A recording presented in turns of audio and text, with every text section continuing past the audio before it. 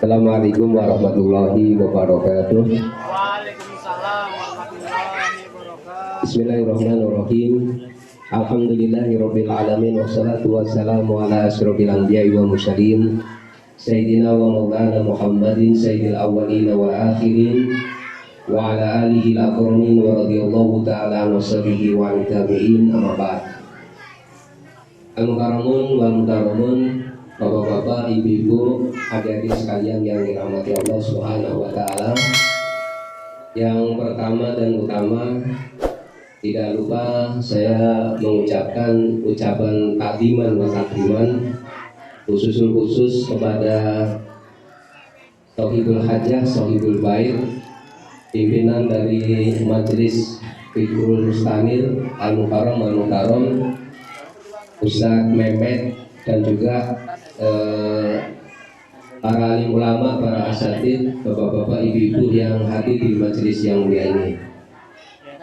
Dan yang kedua, tidak lupa juga saya mengucapkan ucapan takdiman wa takriman khusus kepada para tokoh dan juga pengurus lingkungan di Afghanistan, di Gria Cilengsi 5 dan C3. Kita semua berdoa memohon pada Allah Subhanahu wa taala, semoga apa yang kita kerjakan di pagi hari ini benar-benar menjadi bagian amal soleh kita di sisi Allah, dan juga menjadi wasilah agar semua urusan kita dimudahkan oleh Allah Subhanahu wa taala, dan kita semua dijauhkan dari semua kesulitan dan kesukaran. Allahumma amin. Bapak-bapak, ibu-ibu, adik-adik sekalian yang dirahmati Allah Subhanahu wa taala, di antara kewajiban yang dibebankan Allah kepada kita semua adalah mencintai baginda Nabi Muhammad sallallahu alaihi wasallam. Mencintai baginda Nabi Muhammad sallallahu alaihi wasallam itu termasuk bagian dari akidah Islamiyah.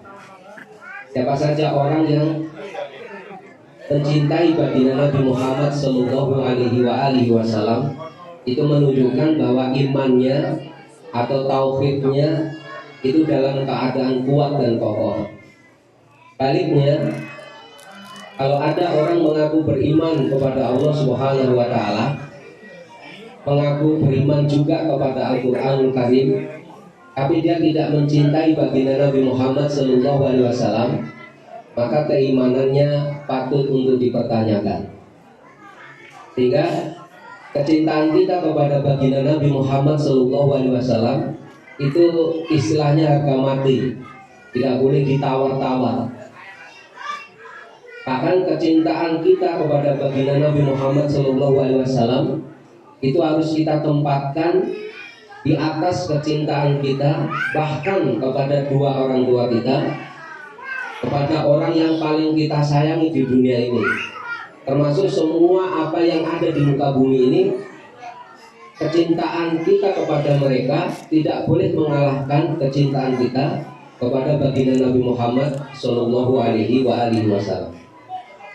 Oleh karena itu baginda Nabi, dia pernah bersabda di dalam hadis sahih, la yu'minu ahadukum, seseorang di antara kalian itu pada hakikatnya tidak beriman, hatta akuna ahabba ilaihi, sampai aku lebih dia cintai, min walidihi wa waladihi wa nasi ajma'in, sampai aku lebih dia cintai dibandingkan dua orang tuanya, anaknya, dan seluruh umat manusia. Jadi bapak-bapak, ibu-ibu yang dirahmati Allah Subhanahu wa taala, kecintaan kita kepada baginda Nabi sallallahu alaihi wasallam, bagaimana juga itu penjelasan baginda Nabi sendiri, harus kita tempatkan pada posisi, pada derajat paling tinggi. Kecintaan kita kepada Nabi tidak boleh dikalahkan pada kecintaan kita kepada dua orang tua kita, anak kita, bahkan seluruh umat manusia yang ada di muka bumi ini. Karena kecintaan kepada Nabi sallallahu alaihi wasallam itu menjadi pangkal dari semua kebaikan. Kenapa pangkal semua kebaikan? Karena baginda Nabi Muhammad SAW itu membawa agama yang paling baik, agama yang paling sempurna, yakni agama Islam. Ajaran Nabi SAW itu adalah ajaran yang paling sempurna. Kalau diterapkan pasti akan membawa kemaslahatan, membawa kebaikan bagi kita semua. Bagaimana seseorang bisa menjalankan ajaran Nabi, bisa mencintai syariatnya Nabi SAW, sedangkan dia tidak mencintai baginda Nabi Muhammad SAW. Ya, di dalam banyak sekali kaulnya para alim ulama, mencintai Nabi SAW itu adalah pangkal dari semua kebaikan. Mengapa pangkal dari semua kebaikan? Di antara alasannya adalah agar kita bisa mencintai ajaran yang dibawa oleh baginda Nabi Muhammad SAW. Kita semua pasti tidak akan mencintai ajaran Nabi Muhammad SAW kalau kita tidak mencintai yang membawa ajaran itu, dari baginda Nabi Muhammad SAW. Mungkin barangkali bapak-bapak ibu-ibu yang dirahmati Allah SWT, sebetulnya mencintai Nabi itu arafnya atau bentuknya seperti apa sih gitu. Dan kita masih bertanya seperti itu. Oleh karena itu pada kesempatan yang sangat baik ini saya ingin sampaikan ya penjelasan dari seorang ulama yang bernama Imam Al-Khattabi, Imam Abu Sulaiman Al-Khattabi. Pada saat beliau mensarah atau menjelaskan hadis yang tadi saya bacakan, hadis yang diriwayatkan oleh Imam Bukhari dan Muslim. Waladzi nafsi biyadihi la yu'minu ahadukum hatta akuna ahabba ilaihi min walidihi wa waladihi wa nasi ajma'in. Beliau mengatakan begini, yang dimaksud mencintai Nabi Muhammad SAW atau derajat mencintai Nabi SAW itu, dia katakan seseorang itu pada hakikatnya tidak disebut benar-benar mencintai Nabi Muhammad SAW sampai dia orang binasa di dalam mentaati baginda Nabi Muhammad SAW. Jadi untuk mentaati baginda Nabi itu dia rela binasa. Itu baru orang disebut benar-benar sah mencintai Nabi Muhammad SAW.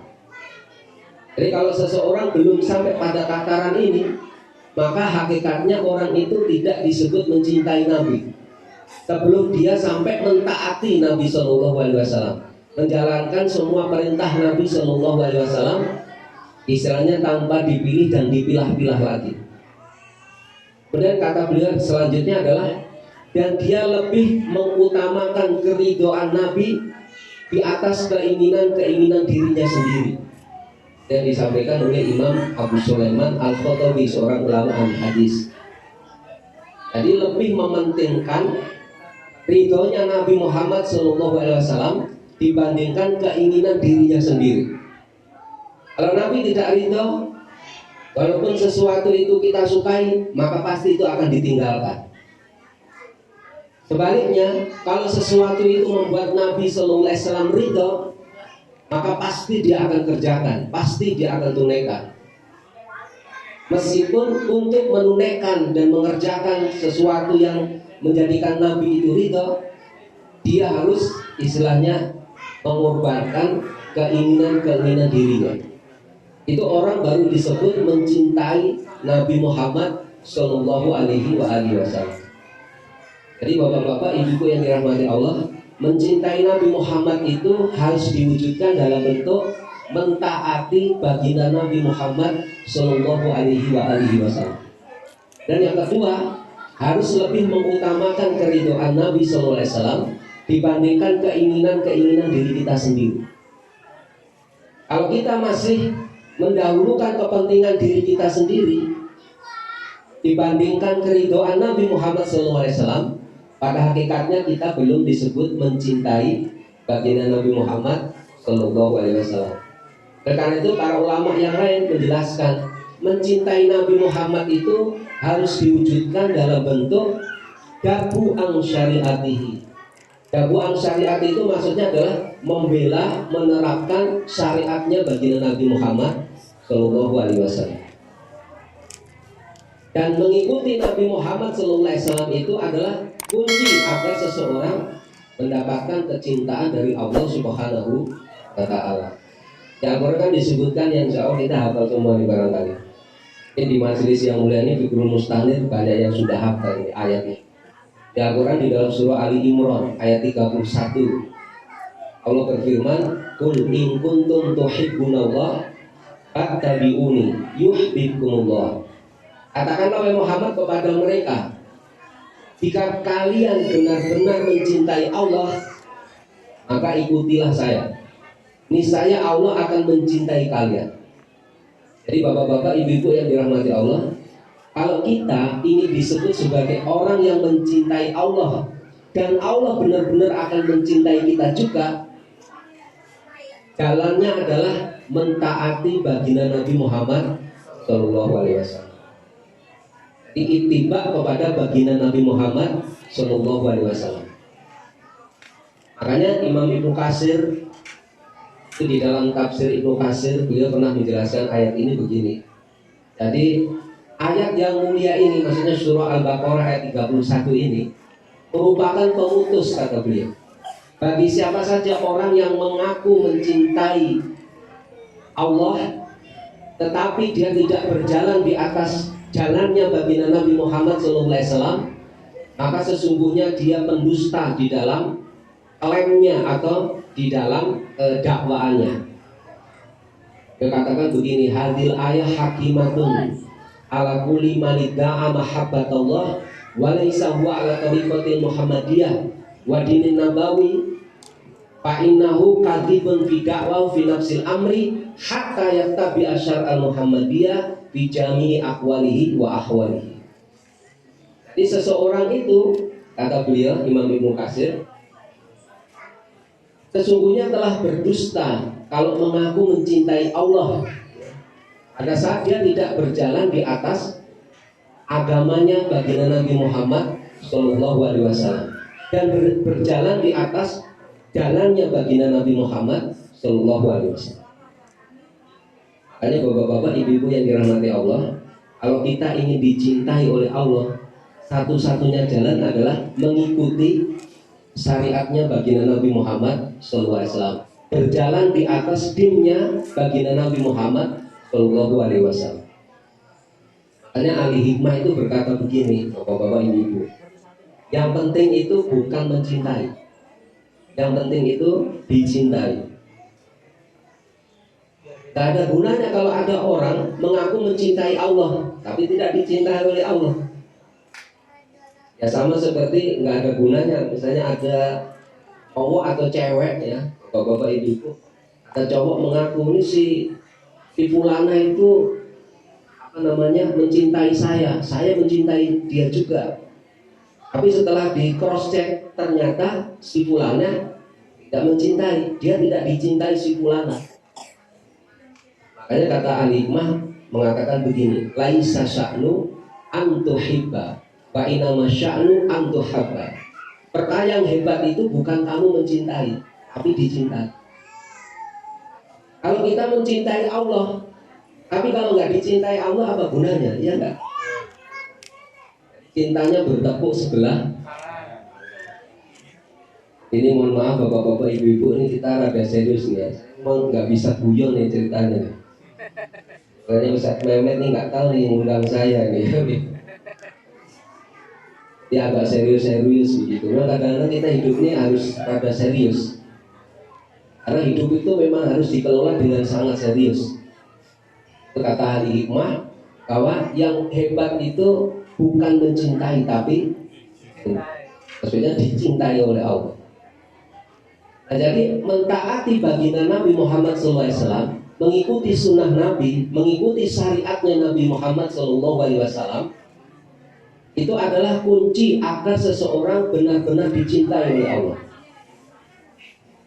Kalau orang tidak mengikuti syariatnya Nabi, membenci syariatnya Nabi SAW, bukan kecintaan dari Allah yang dia dapatkan, tapi sebaliknya dia akan mendapatkan kemurkaan dari Allah Subhanahu wa ta'ala.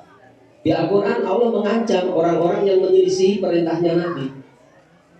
Dalam surah An-Nur ayat 63 Allah Subhanahu wa ta'ala berfirman, "Falyahdharil ladzina yukhalifuna an amrihi an tusibahum fitnatun aw yusibahum adzabun alim." Hendaklah takut orang-orang yang menyelisihi perintahnya. Perintahnya di situ maksudnya perintahnya Rasul Sallallahu Alaihi Wasallam. Mengapa orang yang menyelisih perintahnya Rasul itu harus khawatir, harus takut? Karena dia akan ditimpa dengan fitnah, itu yang pertama. Yang kedua, dia akan dikenai siksa yang sangat pedih, baik di dunia maupun kelak di hari akhir. Nah, menyelisih perintah Nabi ini dijelaskan oleh para ulama. Maksudnya adalah menyelisih yang pertama sunnahnya Nabi, syariatnya Nabi, manhajnya Nabi, thariqahnya Nabi Sallallahu Alaihi Wasallam. Jadi kalau Nabi Sallallahu Alaihi Wasallam sudah membangun syariat yang kita kenal dengan syariat Islam, bapak-bapak, ibu-ibu yang dirahmati Allah, walaupun ini mohon maaf ya, walaupun seluruh manusia membuli kita, asal kita benar-benar berjalan di atas syariatnya Nabi, kita nggak usah khawatir, kita nggak usah ragu, dan kita nggak usah takut. Karena apa? Itulah hakikat dari orang-orang beriman. Hakikat orang beriman itu selain dia mencintai Nabi SAW dengan sepenuh kecintaan, menempatkan kecintaan Nabi di atas kecintaan dia kepada seluruh manusia yang ada di muka bumi ini, atau kepada dua orang tua, bahwa mencintai Nabi Muhammad SAW itu juga harus diwujudkan dalam bentuk yakni menjalankan syariatnya baginda Nabi Muhammad SAW. Orang beriman itu seperti itu. Ini ibu-ibu, bapak-bapak yang dirahmati Allah. Jadi pagi hari ini ceritanya kita rada serius sedikit ya, rada serius sedikit. Saya sampaikan begini, ini ada satu penjelasan disampaikan oleh, itu namanya Imam Az-Zujaj. Ada yang kenal dengan Imam Az-Zujaj? Bukan orang Cilengsi yang jelas nih. Az-Zujaj. Ini beliau ini seorang ulama ahli bahasa Arab. Imam Az-Zujaj namanya. Beliau itu pernah menjelaskan kepada kita tentang batasan-batasan iman. Saya katakan tadi, orang yang mencintai syariatnya Nabi, menjalankan syariatnya Nabi, itu ciri bahwa orang itu beriman. Sebaliknya, kalau orang itu tidak mau diatur dengan syariat, tidak mau menjalankan syariat Islam, berarti keimanannya bermasalah. Imam Az-Zujaj pernah mengatakan, ini dikutip penjelasan beliau ini oleh seorang ulama besar ahli bahasa Arab, namanya Imam Ibnu Mandur, dalam kitab Lisanul Arab. Bapak-bapak, ibu-ibu yang dirahmati Allah, Imam Az-Zujaj itu memberikan batasan iman begini. Yang dimaksud dengan iman itu adalah idharul khudu'i wa qabuli li syariati wa lima atabihi Nabi sallallahu alaihi wasallam. Yang dimaksud dengan iman, kata beliau, itu adalah penampakan ketundukan dan penerimaan terhadap syariat, maksudnya syariat Islam. Malah sekarang ini mohon maaf, kalau kita bicara syariat Islam dianggapnya radikal. Kalau ada organisasinya dibekukan, dibagi, itu pasti kualat itu orang itu pasti. Yakin aja, yakin. Tapi kita nggak mendoakan dia kualat ya, bapak-bapak, ibu-ibu yang dirahmati Allah. Kita doakan dia bertobat kembali ke jalan yang. Kenapa iman itu, kata Imam Az-Zujaj, adalah idharul khudu'i wal qabuli, menampakkan ketundukan dan penerimaan terhadap syariatnya Nabi Muhammad SAW. Walima atabihi Nabi SAW, dan semua yang dibawa oleh baginda Nabi Muhammad itu wajib kita terima dengan tunduk dan patuh, dengan sepenuh penerimaan. Dan dilanjutkan, fa'tiqatuhu wa tasdiquhu bil qalbi, kemudian dia meyakini dan membenarkannya di dalam hati. Syariatnya Nabi dan semua yang dibawa oleh Nabi Muhammad SAW itu diyakini dan dibenarkan di dalam hati. Paman kana ala hati sifat, kata beliau, barang siapa orang yang berada di atas sifat ini, menampakkan ketundukan dan penerimaan terhadap syariat dan semua yang dibawa oleh Nabi, bahwa mukminun muslimun ghairu murtabin wala sakin, maka dia adalah seorang mukmin muslim yang tidak perlu diragukan dan diwaksangka lagi keislaman dan keimanannya.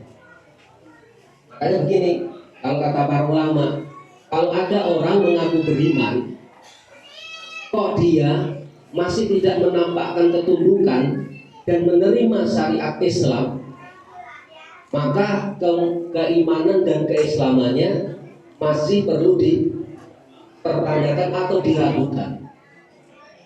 Kemudian orang beriman itu cirinya, ini yang terakhir kata beliau, bahwa alladzi yara, seorang mukmin dan muslim yang tidak perlu diragukan keimanan dan keislamannya itu adalah orang yang selalu memandang anna ada al-faraid wajibun alaih, bahwa mengerjakan yang fardu-fardu itu merupakan kewajiban bagi diri.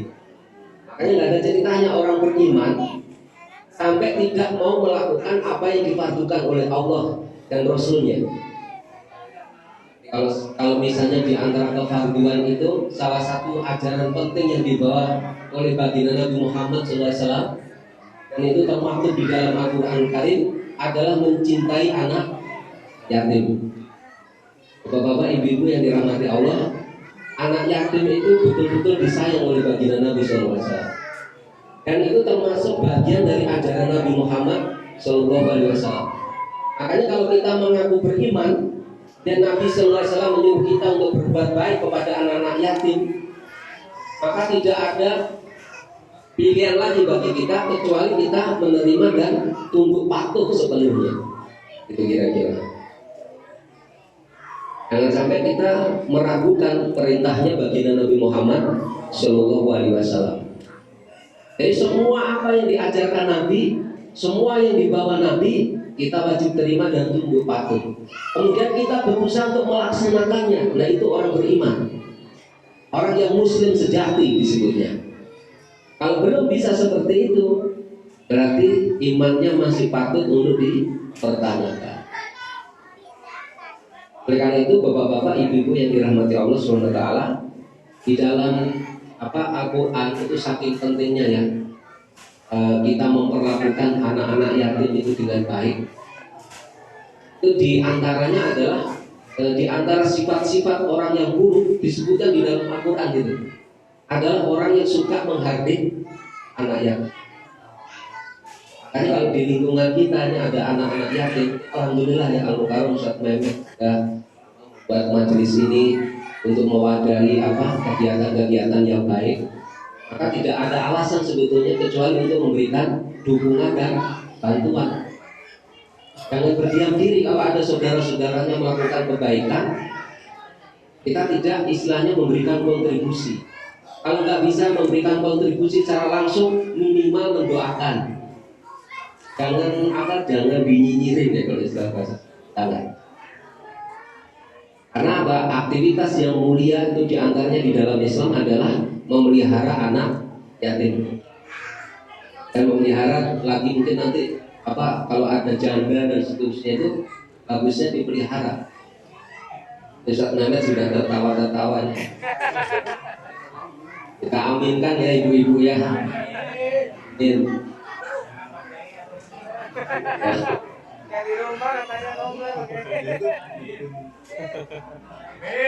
Ya, ini termasuk penakut kalau menurut saya. Termasuk yang ngomong sendiri juga sama. Jadi ajaran Nabi kita, Nabi Muhammad itu banyak ya bapak sekalian bilang. Di antara yang penting dan yang sering diremehkan adalah mengurus anak-anak yatim. Itu ajaran Nabi yang sangat-sangat penting. Di dalamnya banyak sekali hikmah dan pelajaran. Bahkan baginda Nabi sendiri itu, dia itu lahir dalam keadaan yatim. Itu baginda Nabi Muhammad SAW. Dan di antara kelakuan buruk yang dilakukan oleh orang-orang kafir Quraisy pada saat itu adalah suka menghardik anak-anak yatim. Di alhamdulillah kalau misalnya sekarang ini ada di sini ada majelis Fikrul Mustanir, selain ada kegiatan untuk thalabul ilmi dan juga ada kegiatan seperti ini. Kalau menurut saya memang harus wabil khusus kepada bapak-bapak, ibu-ibu yang memiliki kemampuan apa aja, terutama kemampuan finansial, itu harus memberikan dukungan yang sepenuhnya. Kemudian berikutnya yang perlu saya sampaikan, bapak-bapak, ibu-ibu yang dirahmati Allah SWT, kita di dalam Al-Quran dan Sunnah Nabi SAW benar-benar diwanti-wanti untuk tidak menyelisihi perintahnya baginda Nabi Muhammad SAW. Lebih-lebih lagi terkait dengan syariat yang dibawa oleh baginda Nabi ini, jangan sampai ada pengingkaran, jangan sampai ada penolakan, karena ini berbahaya. Jadi kalau kita ini sampai menolak hukumnya Nabi SAW, syariatnya Nabi SAW, Masya Allah ya, kita nanti bisa-bisa tidak pernah bisa berjumpa dengan Nabi SAW di hari akhir. Kita akan diperosokkan oleh Allah SWT ke dalam nerakanya. Ini orang-orang yang menolak syariatnya baginda Nabi Muhammad SAW. Bahkan di antara tanda bahwa orang itu keluar dari agama Islam, murtad dari agama Islam, itu adalah menolak syariatnya baginda Nabi Muhammad SAW. Kita kalau di Al-Quran dan Mesir, di antara orang yang paling merugi itu kan orang yang keluar dari Islam ya. Itu orang yang benar-benar merugi, baik di dunia maupun di akhirat. Faman yartadid minkum an dinihi, barang siapa orang yang dia itu murtad dari agamanya, payamut kemudian dia meninggal dunia, bahwa kafirun, sedangkan dia tetap dalam keadaan kekafiran, faulaika habitat a'maluhum fid dunya wal akhirah, maka mereka itu adalah orang-orang yang amal perbuatannya disia-siakan oleh Allah baik di dunia maupun di akhirat. Di Al-Quran disebutkan, di barang siapa orang yang murtad dari agamanya, maksudnya meninggalkan agama yang dibawa Nabi Muhammad SAW, kemudian ada saat dia murtad, orang ini meninggal dunia dan dia belum sempat bertobat kepada Allah SWT, maka seluruh amal perbuatan mereka akan disia-siakan oleh Allah. Makanya hati-hati kok sekalian dengan aktivitas yang namanya riddah, keluar dari agama Islam. Keluar dari agama Islam itu jangan dibayangin cuma misalnya orang Muslim pindah ke, mohon maaf, agama Nasrani, agama Yahudi. Bukan. Di antara tanda orang itu keluar dari agama Islam adalah menolak syariatnya baginda Nabi Muhammad. Hanya harus hati-hati benar. Bapak-bapak, ibu-ibu mungkin sering dapat cerita ya, ustadz-ustadz dan guru-guru kita. Ketika turun firman Allah SWT, surah An-Nisa ayat 65, "Fala warabbika la yu'minuna hatta yuhaqqimuka fima shajara bainahum, tsumma la yajidu fi anfusihim harajan mimma qadaita wa yusallimu taslima." Demi Tuhan kalian, pada hakikatnya mereka tidak beriman sampai mereka menjadikan kamu, wahai Muhammad, sebagai hakim untuk memutuskan semua perselisihan yang terjadi di tengah-tengah mereka. Kemudian mereka tidak mendapati di dalam diri mereka perasaan ragu, perasaan sempit terhadap apa yang telah Engkau putuskan, dan mereka menerima dengan sepenuh penerimaan. Dalam surah An-Nisa ayat 65. Ini ada cerita bapak ibu yang dirahmati Allah terkait ayat ini. Apa ayat ini turun? Di antara sebab turunnya ayat ini, dulu itu ada cerita begini. Ada seorang orang Yahudi itu berselisih dengan orang munafik. Orang munafik ini casingnya Muslim, ya sholat, ya puasa. Ya kalau dilihat mungkin kalau di zaman sekarang KTP-nya di situ juga agama Islam. Ini ada perselisihan. Kemudian keduanya sepakat membawa perselisihan mereka di hadapan baginda Nabi, meminta kepada Nabi untuk diberi keputusan. Dan Nabi SAW memutuskan kasus itu dimenangkan untuk orang Yahudi. Ini dasar orang munafik. Dia setuju dengan keputusan Nabi Muhammad SAW dan membawa masalah itu kepada sahabat Abu Bakar As-Siddiq radhiyallahu ta'ala anhu. Dan oleh Abu Bakar ditanya, apakah kalian berdua sudah ke baginda Nabi? Sudah wahai Abu Bakar, gimana keputusan Nabi? Begini, begini, begini. Ya saya pasti sama seperti Nabi. Tak puas lagi nih orang munafik.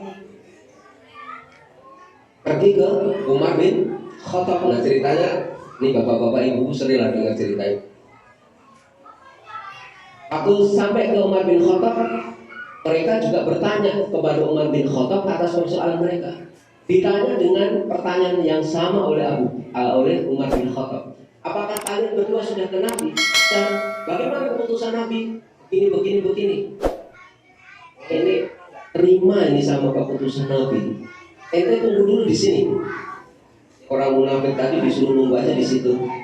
Umar masuk ke dalam rumah, bawa sesuatu. Langsung orang itu dipenggal lehernya.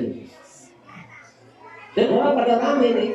Paling dari pihak yang dibunuh oleh Umar itu mengatakan Umar telah membunuh orang Muslim, Umar telah membunuh orang mukmin. Makanya dia menuntut balas pada Nabi SAW. Dalam Islam, hukum orang membunuh itu harus dikisos kalau paling korbannya tidak memberikan pemaafan. Tapi waktu baginda Nabi bertanya kepada Umar bin Khattab atas perbuatan itu, Umar bin Khattab beralasan begini, mengapa dia membunuh orang itu? Innahu radda hukmaka. Rasul, sesungguhnya dia itu telah menolak hukum kamu, menolak syariatnya baginda Nabi Muhammad. Maka Nabi justru mengatakan begini kepada Umar bin Khattab, Antal Faruq. Karena Umar itu dapat gelar Al-Faruq itu karena ini salah satunya. Dan turun firman Allah SWT surah An-Nisa ayat 65, demi Tuhan kalian, pada hakikatnya mereka tidak beriman sampai mereka menjadikan kamu wahai Muhammad untuk memutuskan persoalan di tengah-tengah mereka. Dan kalau Nabi sudah memutuskan, kalina wadokna. Walaupun keputusan itu membuat kita jengkel, membuat kita sesak dada kita, tapi nggak boleh. Tsumma la yajidu fi anfusihim harajan mimma qadaita. Dan dia tidak mendapati di dalam diri mereka itu perasaan ragu dan sempit terhadap apa yang telah engkau putus. Jadi bapak-bapak ibu-ibu yang dirahmati Allah, ini masya Allah ya, tema kita pada pagi hari ini masya Allah itu luar biasa, sangat-sangat penting kalau menurut saya. Karena waktu saya kesini, waduh ini saya harus baca banyak nih. Ada baca kitab dulu nih, khawatir ini nanti. Tapi ini sebetulnya bahasanya rada, mungkin kalau menurut orang banyak ada radikal nih gitu kan. Tapi nggak apa-apa, ini ilmu ya harus disampaikan. Tak peduli kita dengan omongan orang lah. Yang penting bahwa kita menjalankan syariatnya baginda Nabi Muhammad. Itu kalau di zaman baginda Nabi seperti itu. Orang-orang yang menolak hukumnya baginda Nabi Sallallahu Alaihi Wasallam. Kalau di Al-Quran dalam surah Al-Hujurat disebutkan, ya ayyuhalladzina amanu la tuqaddimu baina yadayillahi wa rasulih fattaqullah innallaha sami'un alim. Wahai orang-orang beriman, janganlah kamu mendahului Allah dan mendahului Rasulnya. Mendahului Allah dan mendahului Rasulnya maksudnya gini, kalau kita ada urusan apapun, maka urusan kita harus diatur dengan keputusan Allah dan keputusan Nabi. Kita tidak boleh mendahului. Kalau Allah dan Rasulnya belum memutuskan urusan kita, kita tidak boleh mendahului, menetapkan keputusan atas urusan kita. Kita harus selalu bertanya merujuk kepada baginda Nabi Muhammad Sallallahu Alaihi Wasallam. Makanya bapak-bapak, ibu-ibu yang dirahmati Allah, saya ingin sampaikan istilah ini apa ya? Fatwa ya, fatwa yang disampaikan oleh seorang ulama mutaakhir, tapi beliau ini sudah wafat. Dia bernama Syekh Wahbah Az-Zuhaili, dengan kenal ya, Syekh Wahbah Az-Zuhaili. Banyak bukunya, banyak karangan kitabnya. Ini beliau pernah menjelaskan kepada kita tentang tanda-tanda orang itu keluar dari agama Islam. Beliau katakan di dalam satu kitab, jadi Al-Fiqhul Islami wa Adilatuhu. fikih Islam dan juga dalil-dalilnya. Dia katakan begini, yang ini harus dicamkan ini bapak-bapak ibu-ibu, harus berhati-hati, harus berhati-hati benar. Karena biasanya orang kalau nggak paham dasar-dasarnya, kadang-kadang suka menolak syariatnya karena dianggap remeh. Nanti saya kasih contoh coba. Jadi beliau katakan begini, wa inkaru hukmin min ahkam syariah, mengingkari satu hukum dari hukum-hukum syariat allati subitat bidalilin qat'iyyin, yang ditetapkan berdasarkan dalil yang qat'i, au da'mu qaswati hukmin ma kal hududi masalah, atau ada orang menuduh ada hukum Islam itu yang jahat, yang gak layak diterapin. Misalnya bapak-bapak ibu-ibu, kalau ada orang istilahnya mencuri dalam Islam, kalau syarat-syaratnya sudah terpenuhi, apa hukumannya? Potong tangannya. Itu hukum ada di dalam Al-Quran. Coba sekarang kalau kita bertanya nih, kalau hukum ini kira-kira diterapkan, banyak orang protes enggak? Banyak pasti. Dan pasti orang yang pengen menerapkan itu dianggap radikal, itu pasti. Padahal hukum potong tangan itu ada di dalam Al-Quran, yang insya Allah kalau Al-Quran nggak perlu ditanya apa namanya, ini derajatnya sahih atau enggak. Kalau Al-Quran ya sudah diterima, mutawatir Al-Quran. Jadi beliau katakan, dan orang yang dia menuduh sebagian hukum Islam itu jahat, au ida'u adami solahiyati syariah ditatbik, atau ada orang yang mempropagandakan, ada orang yang dia itu menyampaikan, menyebarluaskan bahwa syariat Islam itu tidak layak, tidak patut untuk diterapkan. Yuk tabaru kufran walidatan, itu dianggap kekufuran dan murtad dari agama. Tapi hukum yang diingkari itu hukum yang ditetapkan berdasarkan dalil qat'i. Itu fatwanya Syekh Wahbah As-Suhaili, Profesor Dr. Wahbah As-Suhaili di dalam kitab Al-Fiqhul Islami wa Adilatuhu. Tapi sekarang mohon maaf, ini mohon maaf ya, ini contoh yang paling gampang. Contoh yang paling gampang, biasanya ini ibu-ibu, ibu-ibu. Kalau di dalam Islam, ini saya akan menganjurkan masalah ini ya. Kalau di dalam Islam, kira-kira kalau ada suami yang nikah lebih dari satu itu boleh nggak? Kemudian saya tanya dulu, boleh nggak nikah lebih dari satu? Oh, batasnya sampai 4 nih. Oh, langsung pengen 4, masuk. Kalau ibu-ibu gimana jawabannya, Bu? Ibu-ibu pasti agak-agak apa-apa lah Pak Ustaz. Makanya para ulama di kitab-kitab kuning itu kalau ada, mohon maaf Bu ya, kalau ada seorang muslimah dia menolak bolehnya nikah lebih dari satu, itu bisa dianggap keluar dari agama Islam. Kalau menolaknya, sama seperti orang menolak kewajiban sholat. Jangan begitu. Jangan begitu, ini di kitab fikih ya, di kitab-kitab kuning di pesantren. Ada satu hukum di dalam Islam. Ini insya Allah kalau suami istri semua insya Allah sudah paham. Seorang suami tidak boleh mengumpuli istrinya pada saat dia sedang haid, nggak boleh. Kalau ada orang, misalnya suami muslim nih, nekat mengumpuli istrinya pada saat dia sedang haid, dia berdosa. Dia berdosa. Tapi kalau dia mengumpuli istrinya yang tengah haid itu diiringi dengan keyakinan bahwa hukum itu boleh dilanggar atau boleh, maka dia terjatuh ke dalam kekufuran. Itu di kitab-kitab kuning, masyhur itu. Jadi panjenengan harus hati-hati kalau sampai istilahnya meledek, menghina hukum Islam. Jangan gitu. Kalau kita misalnya ada seorang muslim, dia ngajak kepada kita untuk misalnya ngajak menerapkan hukum Islam, hukumnya Nabi SAW, panjenengan kok malah menolak gitu, atau meragukan atau menghalangi, Berarti sama seperti panjenengan menolak apa yang dibawa oleh orang itu. Harus hati-hati juga.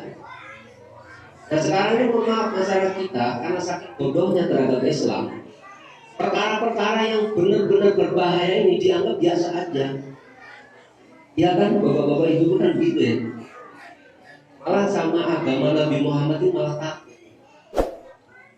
Untuk dicap inilah, dicap itulah gitu. Jadi kita nggak usah khawatir. Kenapa? Karena kewajiban kita sebagai seorang mukmin adalah memang menjalankan syariatnya Nabi Muhammad SAW. Itu sebagai bukti kecintaan kita kepada baginda Nabi Muhammad. Kita kan di Al-Quran disuruh sholawat ya. Ya ayyuhalladzina amanu sallu ya innallaha wa malaikatahu yusholluna 'alan nabi ya ayyuhalladzina amanu sallu 'alaihi wa sallimu taslima. Di situ disebutkan wahai orang-orang beriman, bersolawatlah kalian atas baginda Nabi dan ucapkanlah selamat dan sejahtera atas baginda Nabi Muhammad SAW. Di antara makna sholawat itu adalah takdimu amrihi, itu makna yang istilahnya hakiki dari sholawat. Selain kalau disebut asma Nabi, kita ucapkan Allahumma sholli ala Sayyidina Muhammad atau Allahumma sholli ala Muhammad. Takdimu li amrihi, mengagungkan perintah baginda Nabi Muhammad Sallallahu Alaihi Wasallam. Itu adalah hakikat dari sholawat atas baginda Nabi Muhammad Sallallahu Alaihi Wasallam. Karena itu bapak-bapak, ibu-ibu yang dirahmati Allah, di antara sunnah baginda Nabi yang ini juga sangat dianjurkan oleh baginda Nabi Sallallahu Alaihi Wasallam, yakni memelihara anak yatim, itu termasuk bagian tak terpisahkan dari ajaran baginda Nabi Muhammad Sallallahu Alaihi Wasallam. Jangan kita sampai melanggarnya. Karena kalau ini hukum sudah jelas, sudah pasti. Karena mencintai anak yatim, memelihara anak yatim itu termasuk perkara yang ditetapkan berdasarkan ayat-ayat yang sifatnya pasti, nggak membuka ruang adanya penafsiran. Sehingga kita jangan sekali-kali melanggar perintah-perintah seperti ini. Karena kalau ada anak yatim, kita santuni. Kalau kita mampu melakukan lebih dari sekedar menyantuni, memelihara mereka, mendidik mereka, menyediakan fasilitas yang baik untuk kehidupan mereka kelak, Masya Allah, pahalanya sangat-sangat banyak, pahalanya sangat-sangat besar. Bahkan itu menjadi sebab, menjadi wasilah kita nanti berjumpa dengan baginda Nabi Muhammad Sallallahu Alaihi Wasallam. Baliknya kalau kita menghadapi anak yatim, menelantarkan mereka, tidak peduli terhadap nasib mereka, maka itu akan menjadi sebab kita dimurkai oleh Allah Subhanahu wa taala dan dibenci oleh baginda Nabi Muhammad sallallahu alaihi wasallam. Karena itu bapak-bapak, ibu-ibu yang dirahmati Allah, mari kita cintai Nabi sallallahu alaihi wasallam dengan kecintaan yang benar. Dengan kecintaan seperti yang diajarkan dan juga diperintahkan Nabi kepada kita. Mencintai Nabi hakikatnya adalah menjalankan syariatnya baginda Nabi Muhammad sallallahu alaihi wasallam. Apa yang disampaikan Nabi, sami'na wa ata'na. Sama seperti kisah yang kemudian melatar belakangi turunnya firman Allah SWT surah Al-Ahzab. Allah berfirman, wa makana lil mu'minin wa la mu'minatin idza qadallahu wa rasuluhu amran ayakuna lahumul khiyarah min amri. Tidak pantas bagi seorang mukmin dan juga mukminah jika Allah dan Rasulnya sudah memutuskan satu keputusan atas urusan-urusan mereka, masih ada pilihan-pilihan bagi mereka. Ini cerita ayat ini bapak-bapak, ibu-ibu yang dirahmati Allah. Ceritanya begini.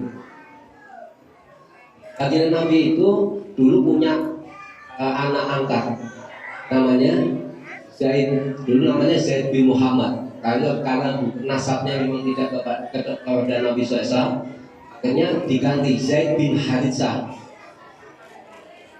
Zaid itu dulunya budak dan dia dijadikan anak angkat oleh baginda Nabi SAW. Kemudian turun wahyu yang memerintahkan kepada Zainab binti Jahsy dan juga Zaid bin Haritsah itu untuk menikah. Zainab binti Jahsy itu adalah perempuan istilahnya nengratnya orang-orang Quraisy pada saat itu. Maka begitu Zainab binti Jahsy diperintah Rasul untuk menikah dengan Zaid, ya nolak lah gitu. Disuruh menikah dengan mantan budak. Tapi karena dia menolak dan turun firman Allah Subhanahu wa taala ini, "Pamakana lil mu'minin wal mu'minatin." Tidak pantas bagi orang mukmin dan mukminat jika Allah dan Rasulnya sudah memutuskan satu keputusan atas urusan mereka, mereka masih ada pilihan-pilihan lain. Begitu turun ayat ini, apa yang dilakukan Zainab binti Jahsy? Samina wa atona, langsung nikah dengan Zaid. Dan akhirnya bercerai. Dan Zainab binti Jahsy ini dinikah oleh baginda Nabi Muhammad SAW.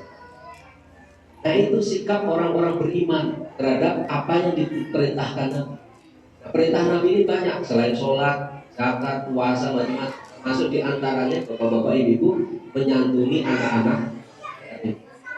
Itu termasuk, saya sampaikan, itu termasuk amal yang utama di dalam Islam.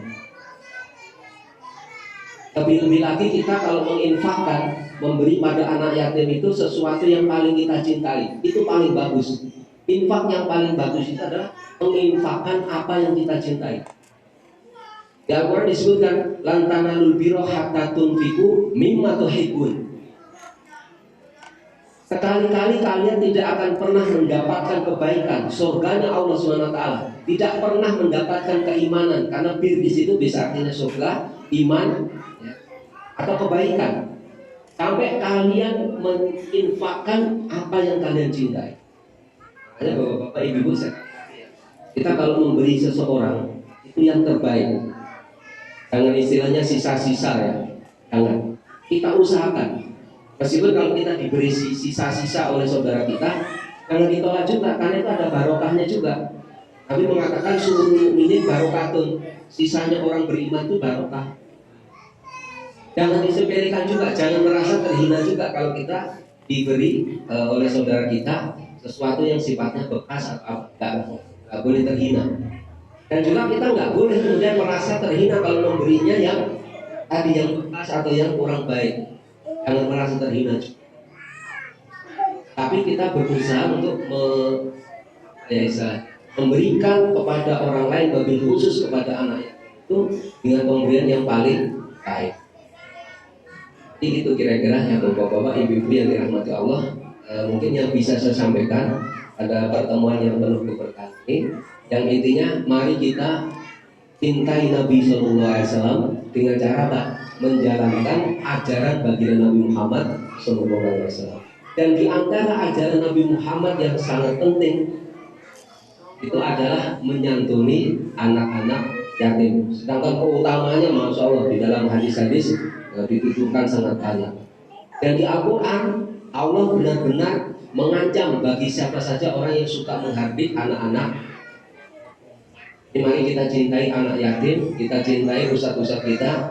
Jadi kalau Ustadz Mehmet membuat majelis taklim seperti ini, masya Allah, tidak ada alasan bagi kita untuk tidak mendukungnya. Bahkan panjenengan harus dukung dengan istilahnya semaksimal mungkin. Karena setiap kebaikan yang kita dukung, maka kita juga akan mendapatkan kebaikan itu sendiri. Dan kita juga akan insya Allah mendapatkan keberkahan dari kebaikan tersebut.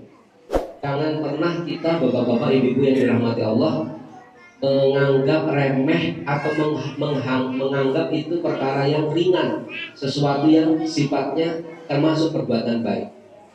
Setiap perbuatan baik itu nanti akan dilipat gandakan pahalanya oleh Allah SWT 10 kali.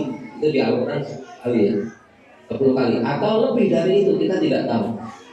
Termasuk apalagi kita menyantuni anak yang memang membutuhkan bantuan dan dukungan dari kita semua. Oleh karena itu bapak-bapak ibu-ibu yang dirahmati Allah SWT, sebelum saya akhiri, saya ingin sampaikan sekali lagi, mari kita cintai Nabi kita Nabi Muhammad SAW dengan kecintaan yang benar, kecintaan yang sesuai dengan apa yang diajarkan baginda Nabi Muhammad SAW. Dan di antara syariat Nabi Muhammad SAW adalah mencintai anak yatim. Dan kita juga bisa melihat bagaimana perlakuan baginda Nabi terhadap anak yatim. Itu harusnya kita jadikan sebagai teladan dan contoh agar kita bisa meniru apa yang dilakukan oleh baginda Nabi Muhammad SAW. Dan pada saat kita selalu ittiba pada Nabi SAW, maka kita berharap kelak dari akhir kita akan mendapatkan syafaat utma dari baginda Nabi Muhammad SAW. Kurang lebihnya Al-Fakir wal Hakim mohon dimaafkan. Saya kembalikan kepada Sohibul Fadilah.